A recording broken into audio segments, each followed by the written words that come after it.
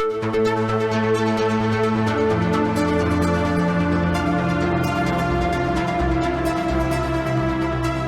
and welcome to the Sensibly Speaking podcast. This is Chris Shelton, your host. Thank you very much for inviting me into your home this week. And as you can see, we're going to jump right into it. I am joined once again, and it's been a while, about a year and a half or 2 years or so. We've been, since we've last spoken with Anthony Magnabasco, a man who has made it his mission to educate, promulgate, disseminate, talk about, clarify and improve upon the topic of street epistemology. Hi, Anthony. Welcome back to the show. Hello. What's up, dude?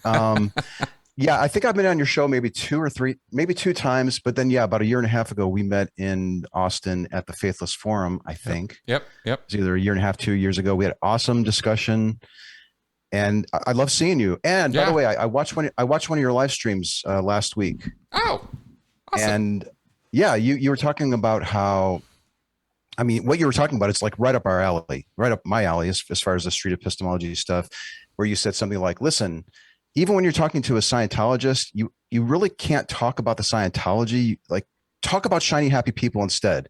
Take the pressure off of them. And that's exactly what we do in street epistemology, with maybe one caveat.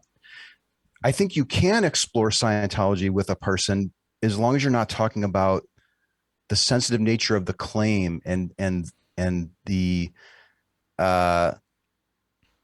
actual facts of the claim. What we try to do is get into how people are reasoning that those facts are actually true. And there's a subtle difference there, which I'm sure we can unpack. And no, I'd like to. I'd very much like to understand and take apart what you were saying there. I'd like, because it's been a while, and because audiences, over time don't necessarily consume all the earlier content, especially for somebody like me who's got, a couple thousand videos on his channel. Why don't we go ahead and quickly review for everybody what street epistemology is? Absolutely. Yeah. So we've been working on a course for the last almost 3 years now to wrap our heads around what this thing is and what the goals are.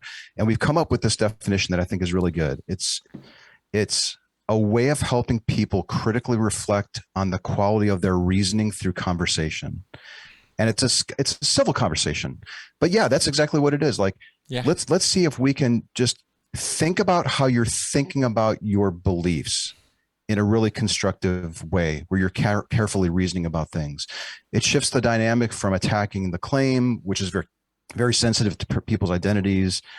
And a lot of people think that you have to be well versed in the topic in order to explore those types of claims. You don't. Mm-hmm. In street epistemology, we ask questions to help our conversation partner reflect on how they've reasoned to their conclusions.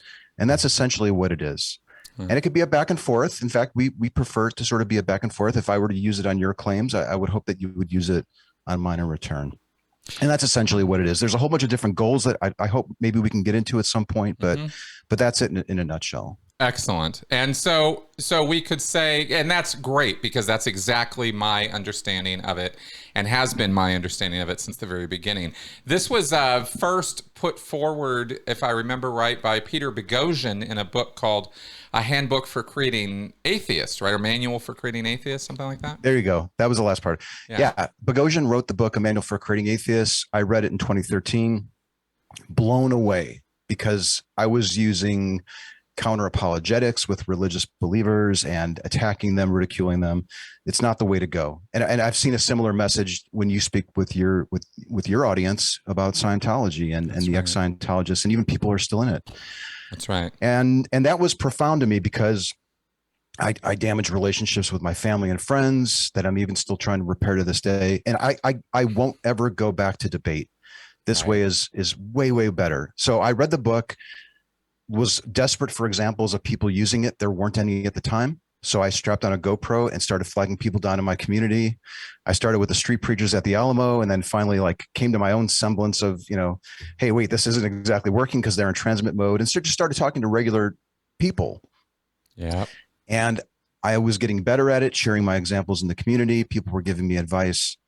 And here we are 10 years later, dude, almost 10 years later. Yeah. And it has improved drastically from the videos that I've uploaded to, and I've even stopped uploading videos 2 or 3 years ago, and it's even continued to grow and improve since then.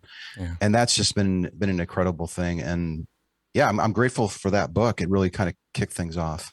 It really was a very interesting thing. And anybody whose hackles go up at that, oh, a manual for creating atheists, what?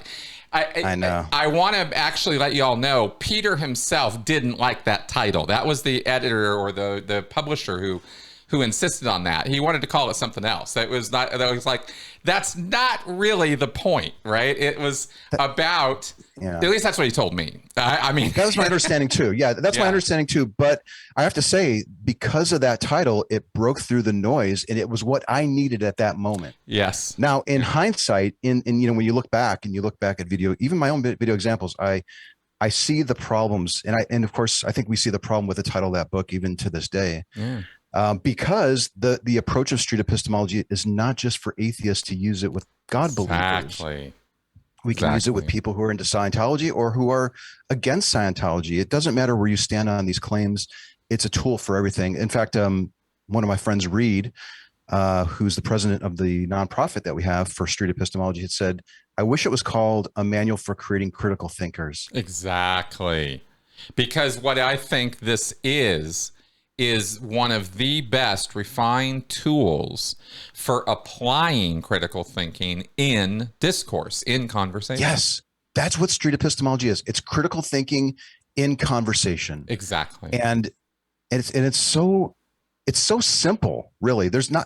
If you can just kind of put yourself in the mindset of being curious and wanting to understand, yet challenge in a respectful way, you're going to probably have an amazing conversation. They'll probably never forget the conversation, and you probably would have helped them reflect on their reasoning and maybe even shift their confidence. But there's like the hidden secret of street epistemology, I think now today, looking back, is it tends to change the people who learn it. Mm-hmm. You learn to be more humble about the claims that you make. And we've even had conversations about this. Like, we have. I think I was one of the first to bring this point up. you have. I think 3 years ago, you're like, maybe the focus of like using this to change somebody's mind is not as productive, maybe. Mm-hmm. And let's take another look at it. And I think there's some validity to that. And we hear that from people who come to the community after watching a video or reading a book or the course that's coming out. People are giving us feedback on how it's changing the way that they want to interact with other people. Exactly. And that improves relationships. And I think it's so sorely needed when we look at today's landscape, at how we're demonizing the other side and just not making any progress, and things are just going to shit. Well, I think that's exactly right. And this is why I've had you on multiple times, and why I probably will continue to have future conversations, because this is a topic I am probably more passionate about as a methodology or as a tool set to use to do the things I would really like to see people doing a lot more, which is having rational discourse, conversation, interacting with one another, tolerance, compassion for one another, understanding of one another. This is a custom-made tool to create those things.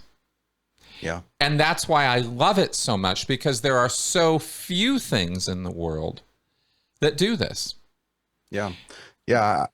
I liken it to like discovering plutonium in your backyard. Is just something amazing. Like, yeah, it seems to work. And, the guy that started it all, kudos to him, and kudos to the community who have taken the idea and run with it and proved it. Because when we look back at some of the suggestions, it's grown so much, and there's such a utility to it. There's such a need for it. And it doesn't matter where you stand on any of these mimetic tribes that are out there. The purpose of our organization, and why I want to do interviews like this, is to introduce people to this tool so they'll consider using it the next time they encounter somebody who makes a claim, or they're just struggling. What's my role in all this? How do I make a difference?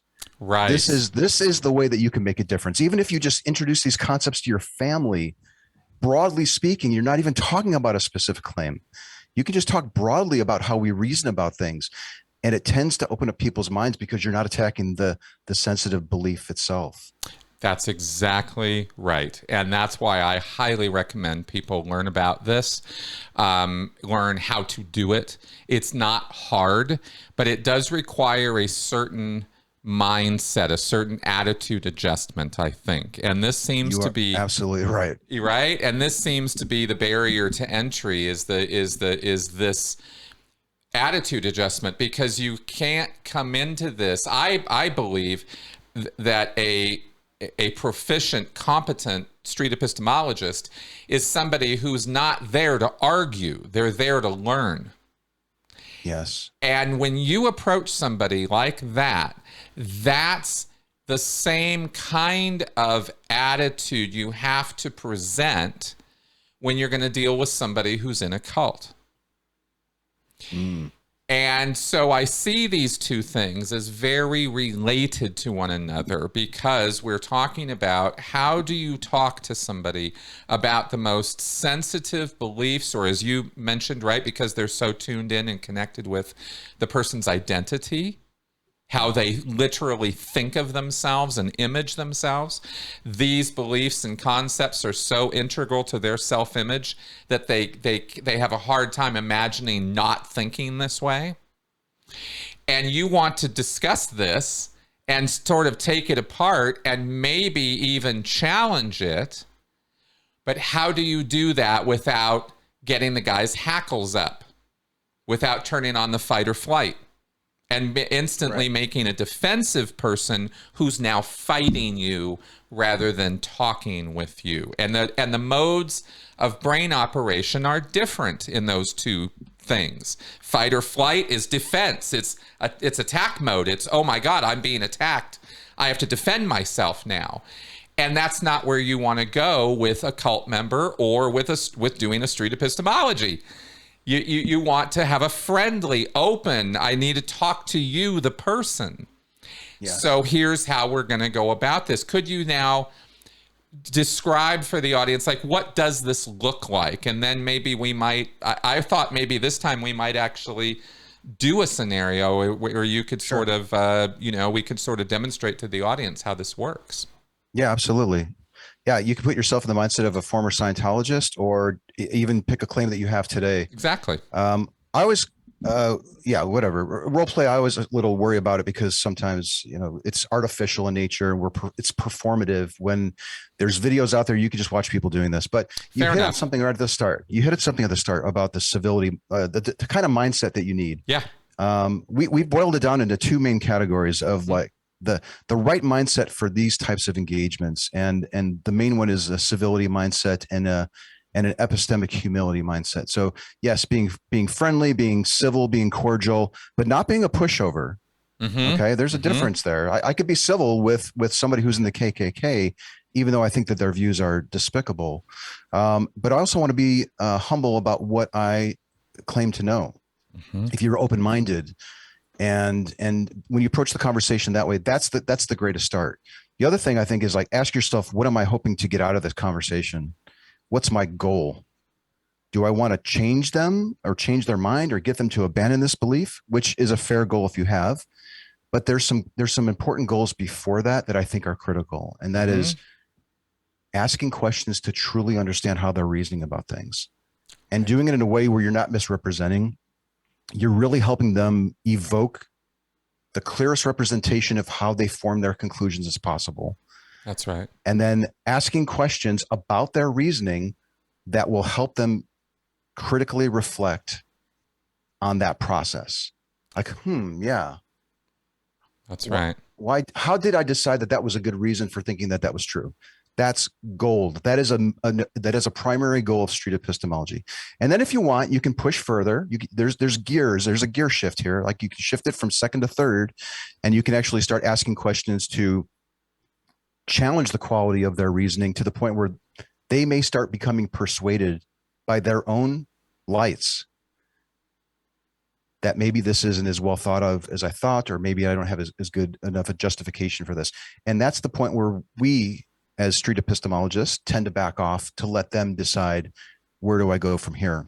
Exactly. We don't usually use it as a moment to inject another belief or anything at all like that. Although you could do that, and I have seen people do that. There are activists who are drawn to SE for that very reason, because there's an open moment of reflection and consideration, and hey, there's an opportunity there. I tend to back off on that. Like, hey, here's my card, or email me again if you want to talk later, or if it's family member, that's a great moment to end it. That's right. And not be so pushy and not be so concerned about messaging your own views. And if you can do that, and you can ask questions in a series of order and give them plenty of time to process it, it's going to likely go very well. Way better than arguing, debating, ridiculing, and all the other stuff that we tend to see online. That's right. That's exactly. And I truly believe that the number one reason for that for the success of it is because there's a fundamental principle involved with street epistemology that is not necessarily commented on. Maybe it is I don't see it, which is, you can't change somebody else's mind for them. They have to do it. If you're going to get somebody out of a cult, you can't talk them out of it or force them into your position or view. Exactly. Yes. And that's why street epistemology is not coercion. Right. It's a form of persuasion that's not coercion, because your conversation partner is doing all the lifting. Right. You're simply, you are creating an environment where they're reflective and they feel calm and comfortable and safe, and you're being direct with them and all that. But they are driving. You're the passenger, and they should always feel in control. If they want to end the talk because you're asking too many questions, end it. If they want you to keep asking questions, go for it. You can check in with them occasionally. How are things going? Would you like me to stop? Do you want to know why I'm asking these questions? In fact, I've even seen people who are doing SE today where they're literally explaining, now, next I'd like to do this because of this reason. You're pulling back the curtain completely. Yep. And that's the way to do it. That is the way to help people take another look at their views so that they can decide what they want to do with it. Exactly. It's, to me, the reason I get so excited about it is because it's in a way the opposite, or the anti-manipulation. It's not manipulation. It should be. Think about it. Right? I've seen instances where, like, family members themselves, we're at the park, and the little toddler was running and started going up some stairs, and the parent yelling, "Don't go up there. There's a monster there." Like, what a way to just stifle, critical thinking and just coercing somebody into acting the way that you want them to do. Yes. That's we don't want to do that. I mean, think about what are your goals? And if your goal is to really help them reflect and maybe reconsider their position, if you trick them into doing it, or trick them to changing their mind, how long is that going to stick anyways? And why on earth would they ever want to talk with you again if you had done that? Exactly. So, I mean, this is the long-term solution. And I say long-term because it's not an easy thing, especially when somebody is really involved in it. It's part of their identity. They're going to all the meetings.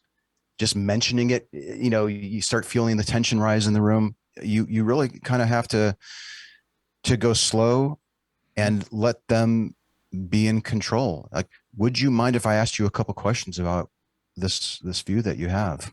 That's right. And ask one or two questions, and that's it. Well, and this is exactly the setup for, and it's just funny how these parallel. I'm not saying that this is purposeful.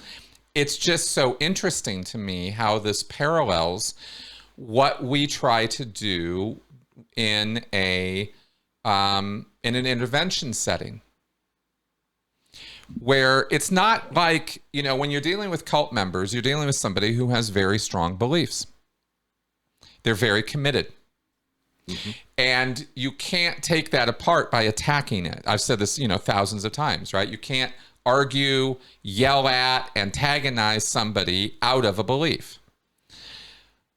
But you can get them to talk about it in such a way that they start examining it more closely. And and that is street epistemology, and yet that's also what we do when we're dealing with cult members. And that's just why I always talk about it's a marathon, not a sprint. It's not a one and done. This is probably gonna take a little while, and you got to really settle in, calm down, give yourself space and time, and give this person space and time, because they didn't settle on a cult mindset or an ideological mindset or a cultural war value mindset in an hour or a day or 2 or 3. It took a long time for them to settle into that belief. Deconstructing it and taking it apart is going to take some time. It'll take some time, and they're invested in it. Like there's a sunk cost. There's a cost to even examine the belief, and of course, there's a cost to lower your confidence in the truth of it, and there's a cost to completely abandon it because of all the trappings that come with the beliefs. It opens you up to a tribe that you feel safe in and you belong, and it's very challenging. Yes, people have these beliefs for 20, 30, 50, 70 years. And I might only have 5-10 minutes with them. There's only so much you can do. Yeah. But my goodness, if we could only teach these concepts about carefully considering our positions and not being so tied to them at a younger age, I think the problem would be solved. But we're starting sort of in the middle. Let's teach people who are, college aged and older, and maybe we can start backfilling and going to some of the younger folks. But that's right. Yeah, we're eager to get these tools simplified and made available and normalize them in the culture. And that, just hopefully Twitter is not indicative of the culture. The more I read Twitter and the more I step back from it because of all the developments that are happening over there, it's like, why am I even on this platform? Yep. I'm starting to wonder that, is this really truly a representation of what's happening out there? But regardless, it's a good tool, whether you're dug into the whole culture war thing, or it's your mom who, sending money off to a fortune teller because she's convinced that she's getting wonderful advice because of it. It's a good all around purpose tool. That's right. And it's a tool that requires, I really think, tell me if you agree, I think you will, that it's a tool that requires patience. It's, you can't rush somebody through a street epistemology session, or it's one of the worst things you could do. Yeah. And yeah. When I look back, like I have videos on my channel where I whip out a timer to set it for 5 minutes because that was advice that I got, which in hindsight, it probably wasn't the best advice. And fortunately, most people enjoyed the talk. They completely ignored the timer. It was good for getting people to stop, but you can't rush it. There's only so much you can do. And you can very quickly overwhelm somebody with even just one question, like, how do you define karma? Do you think karma is real? That could be a profound question. And I have it on video where a young guy, as he was defining the word karma, which he believed to 100% confidence that it was true, by the end of his attempt to define it, he realized that it was silly. He's like, I don't even believe that. But those are rare. Most times people are heavily invested in it, and it takes a long time for them to do the processing. That's right. And they may not be on board with. A lot of people aren't comfortable thinking about or even considering that their deeply held beliefs aren't true because the cost is too high. That's right. It takes a special kind of person to do it. And I think it takes a special kind of person to utilize the tool with somebody where you can be sensitive to that, because sometimes I'll end my conversation if it becomes apparent that they're highly dependent on it, or they would harm themselves or other people. I think that those are rare situations. Those are probably the exception rather than the rule, but it happens. Oh, no, it can happen. It absolutely can happen. If somebody's God belief was their pillar or their foundation for staying sober, or keeping out of criminality or something, why would you take that away from them? That would be the silliest thing in the world to do. It's not harmful to them. Right. So, but the conversation doesn't have to end. I think a lot of people think, oh my gosh, yep, they would go back to alcoholism if they didn't think Jesus was real. Yeah. Maybe. I mean, you can have a broader discussion, set aside the claim and go for explore something else. Like, how do you think people who don't believe in a higher power were able to get over their alcoholism? What do you think they did instead? And now you're just broadly exploring other options, and you can pay close attention to see what they think about that. They may still brush it off and say, there's no way that I can do it.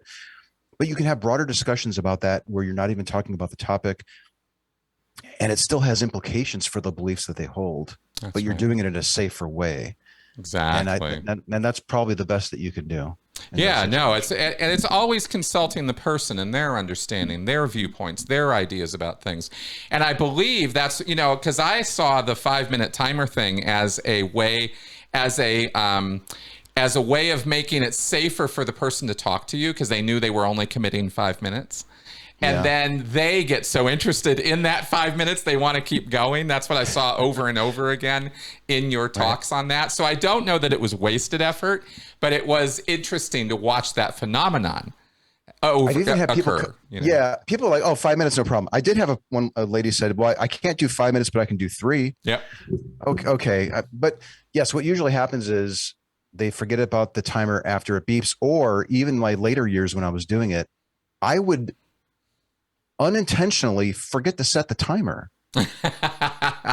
So there wasn't even a countdown happening. And it wasn't until like somebody pointed it out on one of the videos, like, you're not even setting the timer. I didn't realize, but it's like, it's not even relevant. No.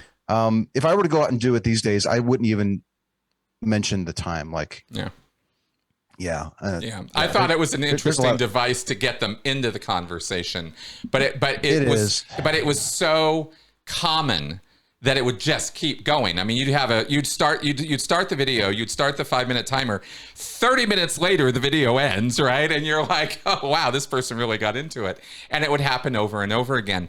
And I have an idea as to why, which I wanted to run past you, because you've been doing, since we last spoke, you and others were really digging into the theory and sort of fundamental reasoning behind why this stuff works and what you're really doing in taking this stuff apart for people to kind of get the anatomy of it, right? What makes this work? And I think my take is that you are talking on things that people's emotional needs are all wrapped up in. We have emotional needs. Not everybody recognizes that, but we do. You can categorize them. There's different systems to use for doing it. But the bottom line is, it's not a rational thing. It's an emotional thing. It satisfies, it brings comfort, it brings warmth, it brings good feeling. For some reason, the person emotionally needs this to be true. And I think that a lot of, this isn't true for all beliefs, of course, but for a great many of them. And I think that it has to do with that comfort or that support or that future hope, that, hope is a big thing. And that's the sort of thing that you're threading around when you're discussing taking this from somebody or deconstructing it. They could lose that emotional support. And that is what you're sort of navigating through, is they're having to sort of rework their emotional wiring on it too. It's not just the logic of the thought that is being challenged. It's their emotional feelings about it. Having said all that, that's my idea. What do you think about that? I think that's pretty close. Okay. You sort of hinted at what we're doing now, or what we've been doing when we last met. Yeah. And that is trying to wrap our minds around what exactly is this thing. Like, we've read books on it. We've had countless conversations. We've met with people all over the world. We've had interviews like this where we're really intently being asked what this thing is. So we've been working and putting this course together. And in a nutshell, street epistemology is sort of it's a mix of psychological techniques, I suppose, and philosophy. There's if you think about a typical SE conversation, it kind of models the scientific method, but we're cognizant of the pitfalls that the human mind will spring on itself to protect itself from having to experience any trauma, I suppose. Maybe. Mm. We're very good at protecting ourselves from our own views. And SE, street epistemology, is so good at in a very calm, rational, scientific way, walking through somebody's reasoning, but being cognizant of all those different landmines that are along the way. Mm. And that is just such a wonderful thing. There are, when you start peeling back the layers, and we're not interested so much as the what, like the claim that the person is making. I think the election is stolen. Okay, interesting. Mm-hmm. Why do you think that? We're interested in the reasoning. And part of the reasoning in many cases is not evidence. It's because they think, well, because deep down it meets a psychological need. I need to think. Yep. It makes me feel good to think that there's this cabal that's out there that did it, or there's a cabal that's out there that is restructuring all these districts. There's different ways of thinking about how the election is stolen, right? Yep. So it can be a wide, who knows? But yes, at the heart of it, it's almost always psychosocial motivations. And being cognizant of that when you're engaging in these conversations is huge, because you can learn to recognize them and address them, and with your conversation partner, and with them circumvent them, so they're not being tripped up by their own emotions. Yeah. And they're rationally thinking about how they've reasoned to their conclusion. And that is dynamite. That is dynamite, whether somebody's stuck in a cult, or you just happen to acquire some belief along the way, and you're just wondering yourself, why do I think that? Like, how did that ever come along? Yeah. Or anything else in between. I think those psychosocial needs, as you put it, which I've called emotional needs, are, I think that's absolutely crucial to understand. It's not necessarily like you have to understand that, but I think as a street epistemologist, it's the sort of thing you'd really want to be aware of, because that is what you're tackling. And people could confuse you if you think this is just this only exists at the plane of ideas and rationality. And I think people might be surprised and confused by some of the reactions they get if they don't realize we're actually touching on deeper things than just thinking or thoughts, you know? Mm-hmm. Yeah, one major sticking point you'll see, and it's a recurring theme in every conversation that you'll have and any SE conversation that you observe, and that is how the person views the word true or the word truth. And a lot of people, well, we navigate the world as if we do value truth, because we put our seatbelt on when we get into our car, and we're normally pretty rational. If someone were to knock on my door right now and ask me for $20, the skepticism would creep in. But there are certain beliefs, especially when they're tied to our identity, and we find community with them. We're part of their tribe. We're very good about making exceptions for how we view the word truth. A lot of people will say, I guess when it really comes down to it, with regards to this belief, it's not so important to me whether it's actually true or not. And a lot of people really lean into this, where, in fact, that's what generated the whole Tic Tac test, where it became so much of a problem, where you have a conversation with somebody, you start revealing the reasons that support their confidence in their claim. And then you begin to realize, oh, they don't even value truth. It's more important to them about the pragmatic value that they're getting from the belief than the belief being true. And if that happens, my advice would be don't keep questioning why they think the belief is true. You have to have a broader discussion about how they view the word truth. And I think if I even remember when I flew out, I don't know, it was 5 or 6 years ago, and I gave a talk in your area, I seem to remember us even having a really good discussion about truth and the pragmatic, how do you say that word? Pragmatism. There it is. Pragmatism versus accuracy.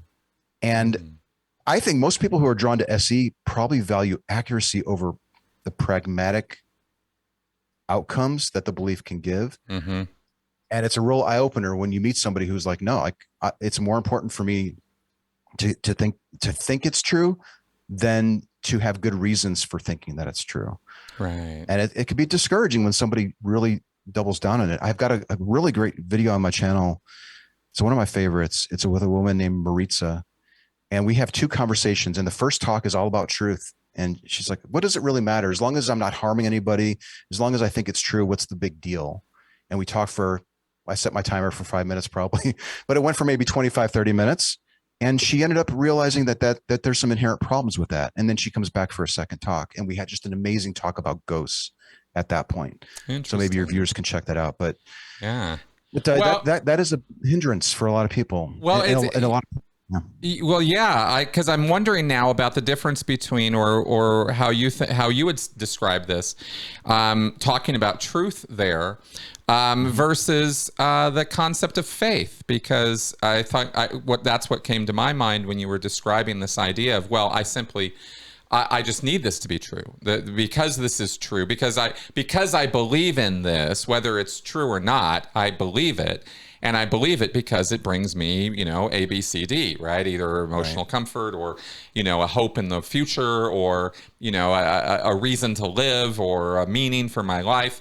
It doesn't necessarily mean it has to be true, but it fills this role for me. And to me, that starts moving in the direction of faith-based thinking rather than truth-based thinking. How do you see that? Yeah, I think so. Most people, by the way, would never verbalize it as concisely as you just did. Most people, I would be really surprised if many people in the audience would actually verbalize it and say, yeah, I guess when it comes down, that this is what usually happens at the end of a conversation. But most people don't start with, yeah, I don't. It's more important for me to think that it's true and get value from it than it actually being true. Right. Most people don't admit that, but they do think that. That's right. And they don't even know that they're doing that. So that's something I wanted to touch on. But okay, so faith is an interesting word. Most people define it. I mean, there's all sorts of different definitions. Faith is when you start peeling back how most people are thinking about it. It's almost like a get out of jail free card or something. Like I can get a pass for thinking that this is true, and I don't need to have any reason for it. That's right. That's essentially what faith is. Now, a lot of people will push back on that and say, no. Faith is trust and faith is hope, or faith is this and that. If you think about it, if people think faith is hope, that hope is very close to desire, and desire is very close to want. So many times people, I want it to be true. That's really what they're saying when they say faith, but you can't assume that. One of the most important things we do in street epistemology, when words like that come up, is we ask, well, what do you mean by that word? My definition of faith is, how do I define this? It's been a while since I thought about faith. It's untestable trust. So like when I sit, a lot of people say, well, you used faith when you sat in your chair, Anthony. Well, no, I have the ability to test to see if my faith or my trust was misplaced by plopping my butt down in this chair. And it seems like it's holding. I have a way to test it. But with faith, as most people are using it in the magical sense, or in the sense of, let me have a pass to believe that this is true, there's no testing component to it. That's right. Because it's untestable trust. They cannot test it in this lifetime. Yes. And they're equating the two, but they're not. That's right. And that's where I was going to go, is because the nuance of this is kind of important. And I'm glad this came up, because I've heard people say, and I would have said, faith is thinking something's true without any reason for having it be true. And it's not reasonless. I would push back on that now, because I think there are reasons, but the reasons aren't evidence-based. Right. The reasons are emotion-based or emotional needs-based. Right. And I think a lot of people will say, well, I feel it. I feel that it's true. That's right. That feeling is real. That's and right. One of the biggest mistakes you can make as somebody who's questioning somebody about that type of reasoning is to dismiss the feelings that they're getting from thinking that these things are true. You have to acknowledge them. You have to acknowledge them, because that's real. That's right. It's the conclusion that they're reaching that's under scrutiny here. It's not the feelings that you're getting from it, and you have to disentangle those and help your conversation partner see that you're not that you're not interested in the emotions. I want to understand the conclusion that you're deriving here, that this thing is actually true. I'm sure it feels great when you pray and you get that one wonderful warm feeling. But the question really is how can we actually tell that that's really doing anything in reality other than helping you feel better about yourself? That's right. And sometimes, like, that's pretty blunt. I don't know if I would ever use that kind of direct, blunt wording. It depends. You have to meet your conversation partner where you're at. You might actually meet somebody who would value that type of directness.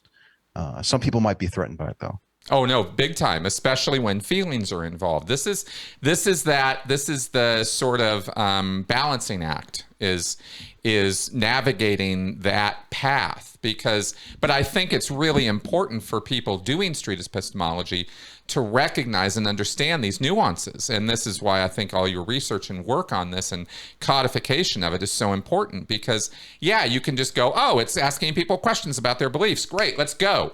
And you'll learn eventually by doing that, but you're gonna probably learn by getting punched in the face a couple times if you're insensitive to the fact that people that the concept of truth, as we've gone over for not most maybe, but for an awful lot of people, or in certain areas of most people's lives, I think we're on safe territory saying that, there are commitments they make to truth for no other reason than it gives them hope, comfort, meaning or purpose. Sure. Or community, feelings of community. This is what cults are all about. Mm-hmm. Right? Why invest so heavily in the emotional need for this group? Because it fulfills these emotional needs. And these are not descriptions or words that the cult member or the believer is going to use. So it's up to the person, the interlocutor, the questioner, to understand this, that this is what they're looking at. This is what they're talking to, is they're talking to a faith-based truth. And that's why I think it takes practice to put yourself in the mindset where you can utilize an approach like this, where you yourself aren't getting triggered by what they're saying. Yes. And you can stay in this inquisitive mindset. Yes. And just remind yourself, like, what am I trying to do here? I'm trying to help them reconsider things, maybe broadly speaking. Yep. And you just have to remind yourself of what aids in that process and what doesn't. And you said something earlier, I don't remember exactly what it was, but I wanted to mention, we have lots of anecdotal examples of people using this from around the world in different cultural settings, different ages, online versus in person, asynchronous versus synchronous, you name it. But we don't have any studies specifically on street epistemology. And I'm proud to say that we've been working with a researcher for almost a year, designing a study to isolate what is that thing about street epistemology that changes the dynamic. It's more than just being civil and using active listening and all this other stuff. It's the focus of your questions. I'm not focused on what you think is true. I'm focused on how you concluded that you have good reasoning for thinking that that's true. And that's the big difference. And I think we've isolated that component of it, and we're close to running a pilot and then getting board review, and then actually doing a study, ideally with people who have never even heard of street epistemology, run them through this, compare it to a control, and see if this thing works. And it will be awesome. As a critical thinker and skeptic myself, I want data. And we're going to get a buttload of data that I think will be helpful for this study and anyone else that wants to come in and do subsequent studies. And I think that that's a really important thing. We need to be able to back up all this stuff that we're saying with more than just our own personal anecdotes and those types of things. Yeah, absolutely. And I think it takes all this time and practice and work and codification of it to break it down to these elements and figure out what are we looking at. I mean, so I stopped uploading videos around 2020, like February 2020, when people were like grumblings about shutting the campus down because of COVID. I was like, okay, I'm going to stop. And then right around that time, we started working on the course. And I'm working with subject matter experts in street epistemology. Essentially, they sort of started the way I did. They maybe read a book or watched a video, started having conversations, learning, community building, talking to experts like yourself and so forth. I mean, and we're pulling all that stuff together, and that effort, ever since we started doing that, has been so valuable. We're learning so much. And the cool thing is we record every meeting that we have. And if you want to get a sense for how often we're meeting on these things, just go to streetepistemology.com and there's a calendar and you can see the different course meetings that we've had. We'll meet for 2 hours and we have amazing discussions about, well, what does it mean to have informed consent on these things? What is the real reason check? So like somebody gives a reason for thinking something is true. How do we best double check to make sure that that really is the reason? And what is confidence exactly? Is it bravado or is it something else? You know, we just have these wonderful, deep conversations that are really helping us understand what it is we're doing, and more importantly, simplifying it so that we can teach people. And these modules that we're putting together, when we first wrote them, like I think module 1 was 80 pages, and now it's down to like 16 or something.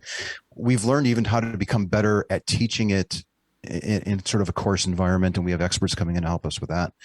It's just been great. And that I don't think that we would have been as far along in our understanding of SE if I had just continued going out and having conversations and uploading them like I've been doing. Right. It's been awesome. No, this has been an actual research project. And I think you're absolutely right. It's not just a matter of going out and doing, but it's coming back and breaking that down and deconstructing. What's the anatomy of this? What works? What didn't work? Why did this work? And what are the different responses you get? And how do people approach this? And, you know, I imagine you could probably start creating certain categories or classifications for how people cooperate or don't, or look like they cooperate but they're not. You know, there could be a lot of different scenarios, but I think most people probably are cooperative and very invested and interested in the process as much as the epistemologist is. But it might do have be some pushback. You know, I think there are some people that don't like what they're doing, or they equate it almost like a knee-jerk reaction to sea lioning, where you're just asking question after question to sort of needle and annoy people. Oh, right. You ever hear that term? Yes. I think we talked about that term at one point, but yeah. Like, and also I think when you watch somebody who has a belief that you have struggle to justify to themselves, yep, and you also share that belief, it could be tough, and it could leave you with a sour taste in your mouth about the process that you're watching unfold. But I think that's unfortunate. And it's one of the reasons why I encourage people to upload videos where they're having these conversations and using street epistemology on a variety of different topics, so people aren't so focused on the claim. Yeah, exactly. We get really tied up with these claims to the point where they can interfere with us learning a better way of talking about these views. Right. Well, I think that's where I think that is, pardon me, where, how do I put this? Well, I think it's really vital to understand the whole process. And I think the best efforts or use of this thing are when they come from a place of informed, oh yeah, this is what we're doing, this is why we're doing it. It's not just bungle, fumble through the thing. Yeah. The more that you can reveal, the better. It could backfire, because if I say, yeah, I'd like to ask you questions to challenge how you're reasoning about this thing, that could be really, that could be a slap to the face to a lot of people. Well, yeah. Yeah, like, what do you mean you don't think that this is true? How could you be a good person if you didn't think that this was true? So you never know. I've even had people say, get behind me, Satan, when I've explained that I want to ask them questions. Wow. It's quite something. Wow. You have to meet people where they're at. Well, for sure you do. And there are exercises. I'm hesitant to even bring this up, but at the same time, I kind of want to, because I think that it has some degree of use. You're not going to do a Scientology test on me, are you? I'm going to give you a little Scientology.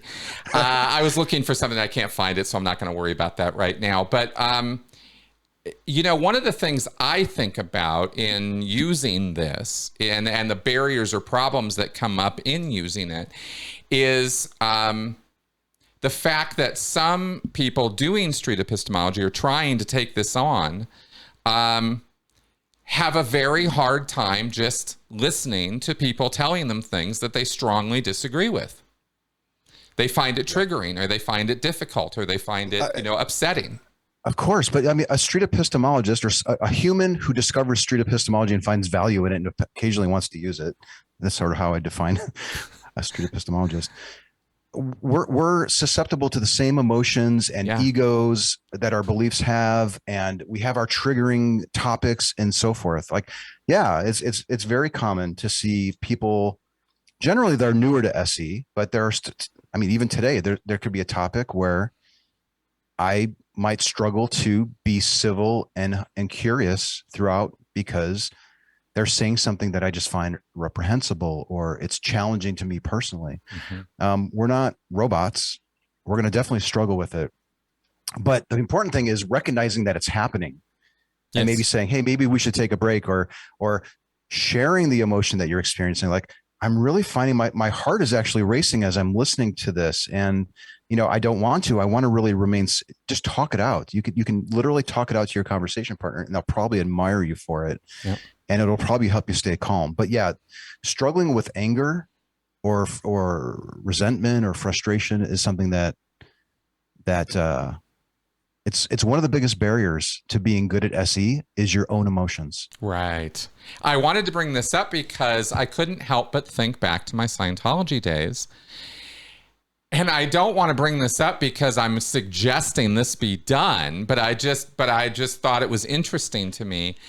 Because there's a series of exercises in Scientology called the training routines, or TRs. And you might have heard something about this in terms of people sitting in chairs and staring at each other for hours on end, and how Scientologists have this glassy-eyed stare they give you all the time, right? And they're always confronting you, very intently by looking at you very intently.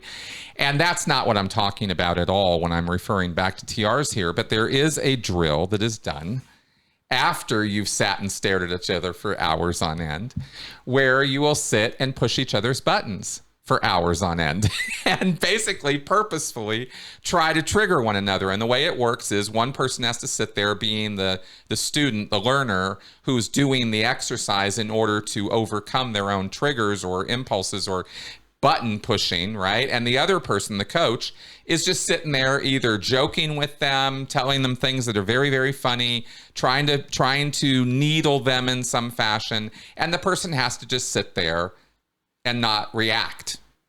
And if you do react, it's a flunk, right? At flunk, you laughed. And we got to go over it again, right? And maybe the person has to tell the whole joke again, or say the particular phrase that really gets this guy's goat, right? Or whatever it is you're going to say to this person. Maybe it's personal to them, maybe it's personal to something they're sensitive about. Whatever it is, you just keep on it until the person doesn't react to it anymore. And then you move on to something else and something else. What is it, like to extinguish the emotional reaction? Yeah, it's basically exposure therapy. Well, it's not therapeutic. The idea is that you're training in a Scientology counselor or auditor. This is why this is done in Scientology, is to train an auditor in Scientology to be able to deal with hearing literally anything that a person could tell them in a session, in an auditing session. So this is a training activity that is done in Scientology so that the auditor can hear a person telling them their most deeply personal, intimate, disgusting details of their sex lives, their past lives, their family life, their domestic life, their work life, whatever it is, whether it's violent or sexual or abusive or horrible or whatever the experience was. You want a situation where the auditor can hear anything that this person has to tell them. And not react. Not freak out. Right? Oh my God, your father did what to you? Right? Like, that's the last thing you want happening in a counseling session. And this is generally not universally true in psychology, but it has some applicability. Because if your therapist is constantly like, oh my God, you could set up a dynamic where the patient, or the counselee, is trying to freak out their therapist, right? Like that becomes a measure of progress or something. You can get in all kinds of weird dynamics and situations with it. But in Scientology, I'm probably over explaining this, but it's just used for that purpose. The only reason I bring this up is because I have found, having done that for literally hundreds of hours in Scientology, I am not somebody who is immune to being triggered or immune to reacting to things, but I can put on the face. I have that ability to do that, you know, and it's not it's not the full on disassociative thing that Scientology will make it, you know, that they'll take it too far, of course, and create a kind of disassociation, which is very weird, and it's a weird experience. But I find myself wondering if there are methods or ways outside of Scientology to try to help people doing street epistemology to not freak out or have those triggering reactions. You know what I'm saying? I guess that's the whole, the point of all of my diatribe here. Sure. Do you guys do anything with that or try to address that in any way? Yeah. I'd like to, I could speak to that for sure. Yeah. So that is a common question, and you'll see it in the comments under my videos. How can you stay so calm? Yes. How are you not reacting to this? Yeah. And that is a deep conversation. At a surface level, I wrote a blog post that is something like how to stay calm and focused when doing street epistemology. And I give some tips.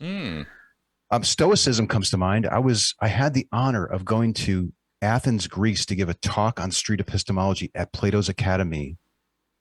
Right. And I learned all about Stoicism. So familiarizing yourself with Stoicism and maybe reading a little Marcus Aurelius could probably go a long way, but nothing is better in my view than practicing, putting yourself in a position where you can even just watch a video passively by yourself and recognizing when your emotions are starting to rise. Like, what did that person say that upset me and why? And being curious about your own emotional reactions goes a long way. It also helps to, like, I was aware that I was recording myself in these interactions, and later I had a second camera shot where I was actually in it. You know, most of the time it's just the focus is on my conversation partner. But I started adding myself into the mix when people said, "We want to see you. We want to see your reactions to what are being said." And me knowing that people would be observing my reactions helped me maintain my reactions. Yep. Now you can pretend that you're being observed, and more than likely you are. I mean, you're being observed by your conversation partner for one thing, but there's probably other people standing around. Yep. That goes a long way. Providing that you care what other people think to a certain degree, which I do. So that really helped. And like I said, like practice really goes a long way. And I would say, like, if you do find yourself getting upset, ask yourself, what did they say, or what is the topic that's being discussed? And maybe that's a topic that you want to set aside. Okay, I get really upset when we start talking about X. Yep. So I'm going to practice talking about Y for a little while. And if X comes up, I might bail on the conversation, or I might dip my toe in the water a little bit. But just recognizing what is triggering you is really key. Yeah. But this is the biggest, and I alluded to this earlier.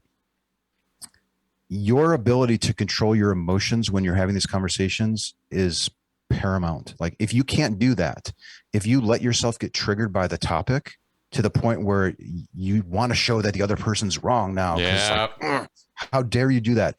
You've slipped out of SE mode, and now you're in some other, I don't know what I'd call it, argumentative mode or reactionary mode. Yeah. You're reactive. That's right. And managing your own reactance is huge, and helping your conversation partner feel like that they don't need to react because you're not saying anything controversial. You're asking them about how they're reasoning about things.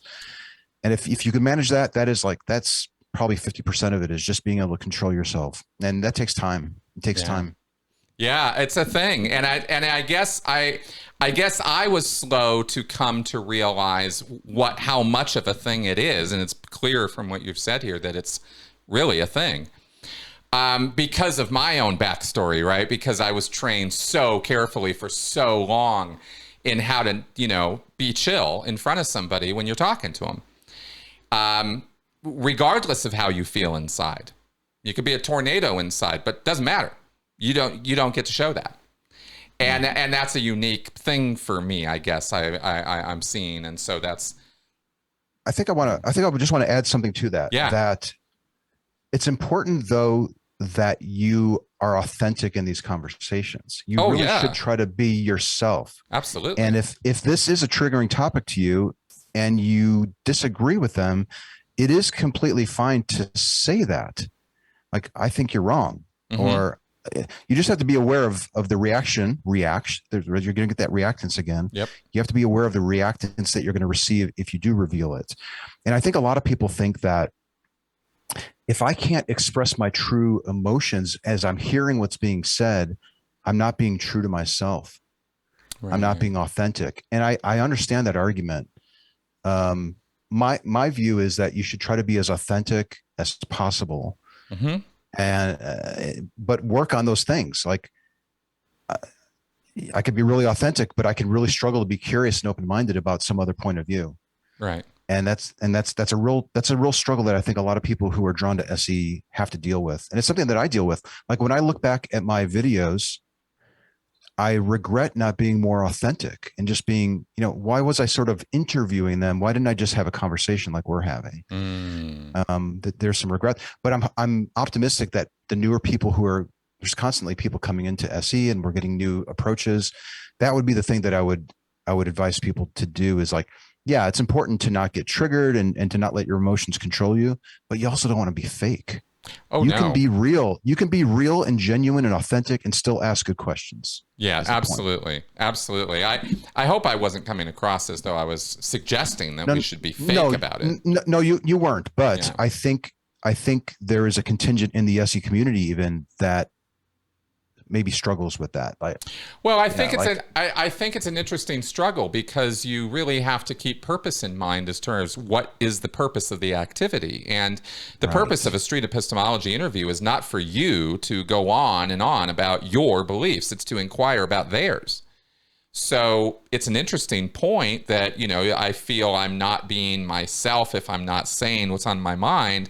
Well, fair enough, but there's also appropriateness and, time and place, for what you're thinking. And sometimes it's just not appropriate to the conversation. If you're trying to accomplish X, there's ways of getting there. And maybe that might not necessarily be the right way to get there in this moment is for you to mouth off about your contrary beliefs to this person's ideas. So I think judgment enters into this too.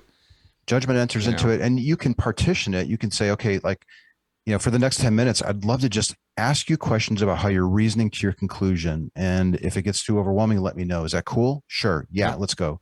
And then at the end of the 10 minutes, you can ask them or invite them to ask you questions in return where you now have an opportunity to share your view and get that off your chest. And, okay. I think I disagree. I don't think the election was stolen. I think this was presented to the courts here. And I think that the evidence that was presented was not sufficient to shift. You can reveal your position. And hopefully the way that you carried yourself when you were asking them questions will be mirrored back in return. Right. They'll give you time to explain. They won't cut you off or interrupt you. They'll listen. They'll sincerely consider what it is you're saying to them. So there's a time and the place, and if you do SE right. In fact, one of my colleagues, Mark Solomon of the Being Reasonable podcast, I hope you don't mind the plug, but one of his gauges of a good okay, you edit it out if you don't. One of his gauges of a good SE talk is if his conversation partner starts asking him questions about his view. And that is your opportunity to give your position. You can be as authentic as possible. So there's a time and a place, and you can absolutely do it. Yeah, fair enough. I could also see such scenarios devolving into debate very quickly as well. If both people kind of forget what they're doing there. It can. So there's a danger there, right? So there's a risk. Yeah, so there's a risk there. That's right. So it really is very dependent on the attitude. Again, it really comes down to attitude and purpose and what you're doing it for and what you hope to accomplish as to what's going to inform your behavior during the interview. I want people to be their authentic selves. I would never want anything else. But I also know, that there's just the appropriateness of the moment and trying to accomplish what you're trying to accomplish. Here's the question somebody asked me. Do you see street epistemology as a substitute for cult exit counseling? Are the two techniques equivalent? I've been thinking about this for some time now. There is obviously some overlap in that both methods involve questions to stimulate critical thinking about fervent belief. But there are some fundamental, if subtle, distinctions. As I understand it, cult exit counseling has a basis in psychotherapy, while street epistemology is more grounded in philosophy. Some cult exit counselors have raised concerns. Oh, not therapists, cult exit counselors have, I don't know who, have raised concerns that street epistemology is not therapeutic, especially when applied to a victim of traumatic abuse like most ex-cult members. I'd like to know what you think. And what I said was that street epistemology is not trying to be therapeutic. It's not even pretending to be that. It's not that at all. It's a method of inquiry, and I described it like we've been talking about it today. And I said it's very, very useful, and the methodology is very akin to what we do in interventions, but it's not the same thing at all as post-cult exit counseling, which is more in the therapeutic direction, you know? So I'm not familiar with post-cult exiting, although when I look at the materials that are being produced by people in that space and the techniques that they're talking about, there is some similarity. And as I mentioned earlier, SE is a mix of philosophy and psychology. We're cognizant of it, but I wouldn't call it therapeutic. Right. When you mentioned, we were talking about the course a little bit. We actually brought in a couple of people. And in fact, we have a member on the team who is a family psychologist, something like that. And we were wondering ourselves, what are the similarities and differences here? And one of the major differences that we've noticed, and this is why I would say SE is not therapeutic, is that we're concerned with how you've decided that you have a good reason for thinking something is true to some degree of confidence. And if you give a reason, we're going to interrogate the quality of that reason with you. And the result of that might be you realizing that it's not a good reason. And I don't know if that is exactly what happens in therapy. My understanding from talking to therapists is that, and maybe this is controversial, or maybe this is on the nose, I don't know, that a therapist will help you reveal solutions that you think you need to deal with a hardship and to fix your problem, as I understand it. And maybe they're not as concerned about that solution being grounded in reality. As long as it serves your need and helps you, awesome. That's my understanding about therapy, and maybe that's not it. Maybe again. No, I think that's a fairly accurate rendition from an objective point of view, because you know, therapy is not about trying to dictate or tell somebody how to live their life. That's what the cult was doing. And what you're trying to do is return the person's power of choice, willingness, their own point of view, their own identification of their own self-image, not the cult image that was laid over that. Those are the things you're trying to sort of get the person to sort of strip down or take off or remove from themselves as you deal with them in a post-cult situation. And that's therapy. And there's lots and lots of approaches to it, from art therapy to talk therapy, to emotion-focused therapy, to trauma-focused therapy. There's a lot of approaches to dealing with the residue and consequences of cults and cult thinking. And none of that would be classified as or look anything like street epistemology. Okay. Right? And street epistemology would be useful as a technique of interrogating belief and understanding of things, and could be very useful in that setting, but only as part of a bigger picture. It's not designed to be therapeutic. And you could introduce it to a therapy scenario and use it, and I think it could have utility in certain circumstances, absolutely, but it's not a therapy modality. And I think that there's a very clear divide between those two things. I think that's it. And like in street epistemology, we want to help our conversation partner recognize to their own satisfaction, if it's the case, that their reason isn't solid or as high of a quality as they think that it is. Right. And there's implications for that discovery that could be problematic for the person.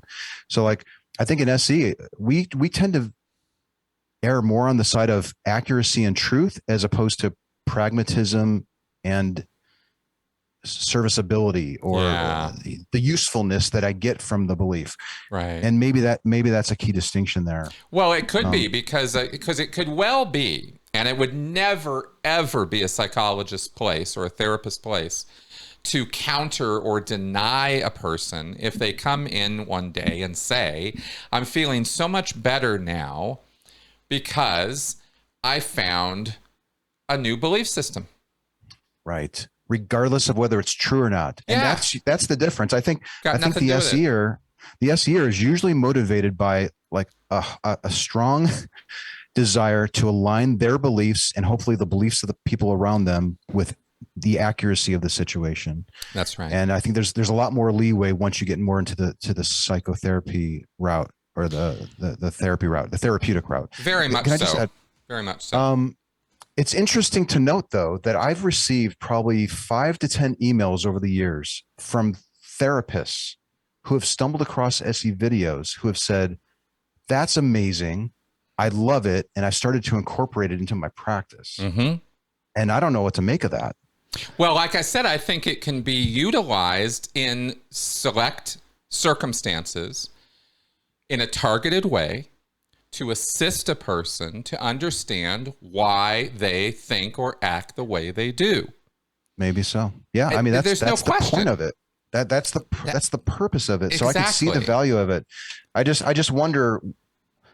Yeah. I just wonder at what's their cutoff, at what point would they not want to interrogate their patient's beliefs? I guess they would probably leave it up to the patient. That's what we would do with somebody on the street or a family member or friend. That's right. How is this going? Can I ask you more questions? Is this disturbing to you? We can take a break. Ask me questions in return. That's right. We do try to be cognizant of the impact that it can have because we want people to be rational, critical thinkers because we think it'll be better for society.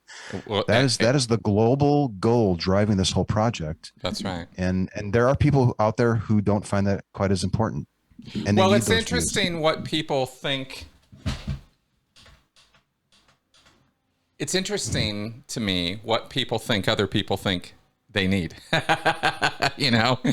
and there are very disparate views on this.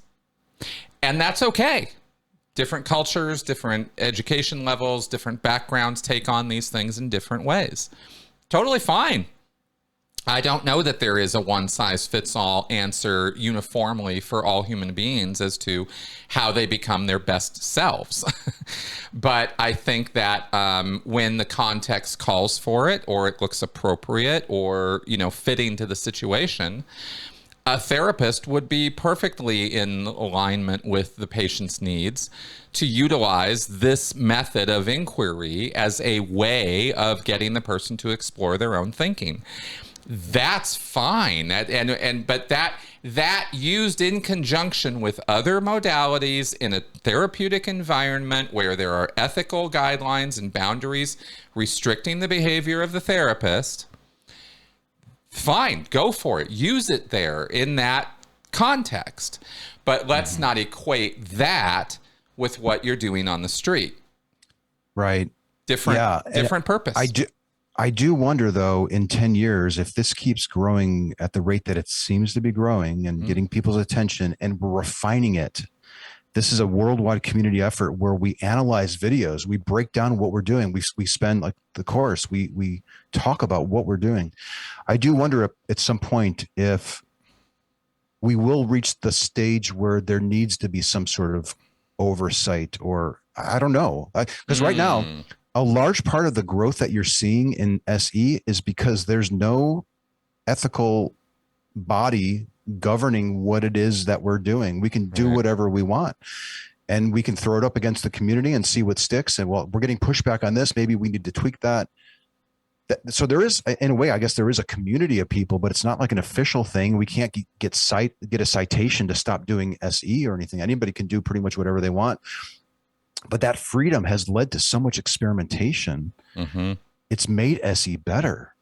And that should. Freedom is made. Yeah. But I do wonder, would we ever reach a point where there's some sort of ethical ceiling that we hit? Probably. Probably. maybe. Dealing with what you're dealing with, I think that it would be a fairly natural evolution to develop some sort of ethics code or guidelines for street epistemologists in the We same do have way. one in the course. Yeah, well, in the same way that there are ethical codes and guidelines put down by licensing groups or the APA or the AMA for, for the healing professions. Sure. And we're talking, we have a module. It's the third module in the course. So module 1 is what is street epistemology? Module 2, why use it? What are the goals? Module 3, the ethical considerations, where we talk about the ethics that we think, based on our experience, you should probably have when you attempt to use this approach with somebody. Yeah. But who enforces it? Like, I can't do it. I mean, we have a nonprofit organization that's intent on getting these tools into people's hands. But let's say there was an infraction out there of some kind. Like, well, whose responsibility is it to tap that person on the shoulder and say, don't do that anymore? Right. I don't know. No, it's actually, you'd have to set up a more formal structure and framework with licensing bodies or certifications or something like that. Those are bigger questions than they're above my pay grade right now. But what I'll tell you what though is I'm very, very happy to see, and I think the audience should acknowledge the fact that, you guys are taking these questions on very seriously this early on in the whole process. I mean, that's a big feather in your cap, just to let you know, because this is potentially a set of tools that could be utilized by bad actors in a manipulative way. And so, putting something there saying don't do that is in itself a good thing, I think it helps to have something out there, even if you can't enforce it. We do have it in writing that the 2 ethical principles to adhere to, this is module 3, is being honest and attempting to promote well-being. Yes. And if you have those as your groundings, you're going to probably be in good shape. Yep. Yeah. So, because it's hard to be too transparent. So if you're just being transparent with what you're doing and you're coming at it from a point of view of goodwill or good intent, it should work out. I think it puts you, it helps make it more ethical the more you reveal about what you're up to. Right. And checking in, that idea of informed consent goes a long way. That's right. And being willing to have them ask you questions in return. If you all do, and they're hopefully they're in control and they know what you're up to and they're a participant. You're collaborating with them. You're not doing this on them. You're doing this with them. Exactly. And as long as you have that, I think you're in good shape. And we've recognized this early on. Like when I started going out, and this is post street preachers, because I was still arguing with them and like that wasn't good.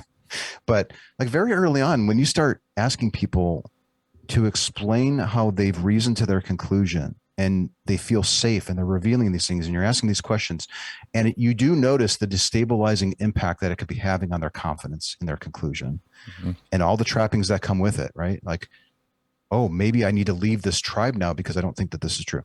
Like that's a big deal. When you're having that conversation with somebody and you can see, and they'll even verbalize the difficulty, it dawns on you very quickly that there's something very profound could happen during these talks, and there's a responsibility that you have as a practitioner. I am so glad you just said that, because it's the only thing that I've ever heard that is actually parallel with or akin to something that a very experienced cult interventionist told me many years ago, that I took to heart and have kept close to myself ever since, because it was such a powerful statement. He said, look, there's something you have to understand about going out and doing an intervention with somebody. And you're going to have to get your head around this, right? Which is that you are taking it upon yourself to go change this other person's life. Right now, they're happy with their life. And you're taking it upon yourself to go out and change that person's mind in an incredibly significant way.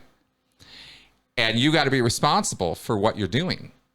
It's not a half-assed operation going and doing a cult intervention with somebody.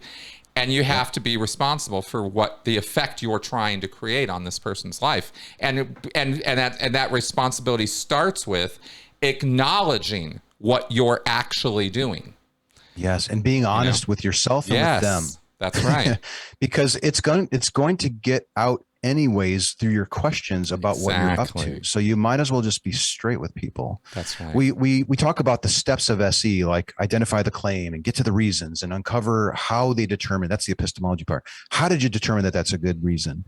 And there's all sorts of steps, but there's a step 0 that and David McRaney mentions this in his book, and I'm so glad that he mentions it. Step 0 is really asking yourself, what am I trying to do here? Mm-hmm. And being honest with yourself and having that grounding. And if you've got that, then the rest of it should be good to go. Exactly. Because if you think what you're about to do is wrong, is morally challenging, is somehow a dilemma for you, then you shouldn't be doing it. Because you're not in the right headspace for it, for one, and two, you think it's wrong. Well, don't go doing things to other people that you think is wrong. You know, I mean, it's kind of like one of those sort of duh things, but sometimes it needs to be said out loud. Because this is one of the things in doing an intervention, that you have to get the whole family or the people who are involved. Everybody's got to be on the same page. And every time I've been involved in some intervention situation where it didn't work out, almost uniformly, it was because everybody wasn't on the same page before we even got started. Interesting. Very interesting. And something to keep in mind, you know, is the success of this sort of thing is very dependent on everybody's attitude going into it. And openness, honesty, and transparency are actually key components of a successful intervention. Getting the person into the chair to have the conversation is the hard part. And then once you get them there, then it's an open conversation. It's not trickery and manipulation and kidnapping and beating and forcing anything. That's old school crap. We don't do that anymore. And when you do it now, it looks an awful lot like a conversation.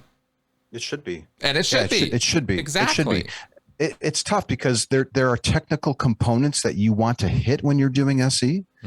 Which could make it seem like it's this technique and it's this thing you do. But like ideally, you're asking questions to truly understand and generate reflection and allowing them to really take a look at their own views in a critical way. That's all it is. And that's practically a word for word description of what an intervention conversation is. Yeah, it's interesting. Would you say that those are more happening with like, it's like a 5-on-1 type of thing or 10-on-1? Are interventions ever a 1-on-1? No, they ideally they're 1 or 2-on-1. You don't want to group up on somebody because that creates a whole level of social pressure dynamic that you just don't want in the room. Are there any videos of people doing this? Because it would be fun to do a breakdown video of a cult exiting interview. Yeah, I've never seen a video of it. I should say. An intervention. Yeah, let's call it that. Because a cult exit counseling is more of a therapeutic thing. Whereas the intervention is not a therapy process. It's literally an intervention, whether it's drugs or cults or alcohol or whatever it is. You know, I would love to watch one. Yeah, and those kind of and it can be a group thing where you have a number of people, you know, telling the person what's up and what their views are and stuff. But a cult intervention tends to be a little bit different because the nature of the beast is not a substance abuse, it's a thought abuse. It's a psychological abuse at first, often followed with sexual and physical abuse. So the target of the attack is the person's thinking, is their belief set. And you've got to take that apart. But you can never, ever do it successfully, or at least you're not going to really have a success rate with it if you don't have the person's cooperation. Oh, yeah. People need to be willing to participate. Yes. If they're afraid to do it or they just refuse to do it, you can't force them to do it. Nope. It's not going to happen. No. They have to feel safe and trusting. That's right. Is there because I'm curious, is there a facilitator who sits down with the mom and dad who's sitting down with the son who's in the cult type of thing? Is there a moderator? Is that how it usually happens? Yeah, usually that's what the cult expert is hired for, right? Is to oversee the process, educate everybody involved with it so everybody's on the same page. There's different approaches to this that different people have. There's no one uniform methodology. But the successful ones I've been involved with, or the ones that I've seen that have been that have gone the way we wanted them to, were an education phase, and a kind of an agreement, let's get everybody on the same page kind of phase, and then there's the workout of how do we get this person to sit down with the cult specialist. And then there's the actual intervention itself, which can, it's so context specific that there is no general pattern, because everybody kind of needs something a little different. Who matters to that person? Who are they going to listen to? Who do they feel safe around? Who do they not feel safe around? Because you don't want to have those people in the room, right? If mom and dad have blown it, then don't have mom and dad in the room. Because that's just going to be a distraction, That's so interesting. Stuff like that. We've had some recent discussions about what would it be like to see an SE moderator between two people who have opposing views, and those two people would be aware that the moderator would be using a street epistemology approach, and we would be encouraging both of the participants to be using a street epistemology approach. I wonder if that would, I'm curious how that might play out, and I'd love to see some examples of that. But it's frustrating that there's so many examples of street epistemology that are out there, and they're not all perfect, but we hear about these different modalities, but we never get to see them. I would love to see what that looks like. I would love to see a lot of people contrast street epistemology to the Socratic method. Where are the video examples of the Socratic method? Because I want to see that and contrast it to what we're doing, because I think what we're doing is quite different and unique and powerful. But then I hear these competing approaches, and it's all still kind of a mystery. I don't know that I don't know that these other methods are as formalized or documented as what you guys have been doing. So I think some people are just mouthing off a little bit. If I put my opinion out there. That's always in the back of my mind too, is like, what are you talking about? Yeah. You ask somebody to define the Socratic method, and you'll get 10 different answers if you ask 10 people. Exactly. Yeah. I mean, to me, Socratic method is asking questions, right? But of course, they're leading questions, right? Well, yeah. So, are you using the Socratic method to teach somebody something, or are you asking them questions to truly understand how they're reasoning about things? Maybe it's I've heard both. People say both. Interesting, because my understanding of Socratic method was it was a teaching methodology leading a person to a conclusion, which is different. When we're doing street epistemology, I don't want to lead you to my conclusion. Exactly. I want to see how you got led to yours. That's right. So it's a very different thing, even though they both might look similar in that there's a lot of questions. Right. Maybe to the untrained eye, they're only just noticing the surface level stuff and not the import of the questions that are being asked. We don't want to ask leading and loaded questions at all when we're doing SE. Right. Because it's going to interfere with the accuracy of their thoughts. Exactly. And I want the clearest view of how you're reasoning about things. Exactly. Yeah, exactly. The whole point is not to argue, debate, get into some back and forth. It's what you said.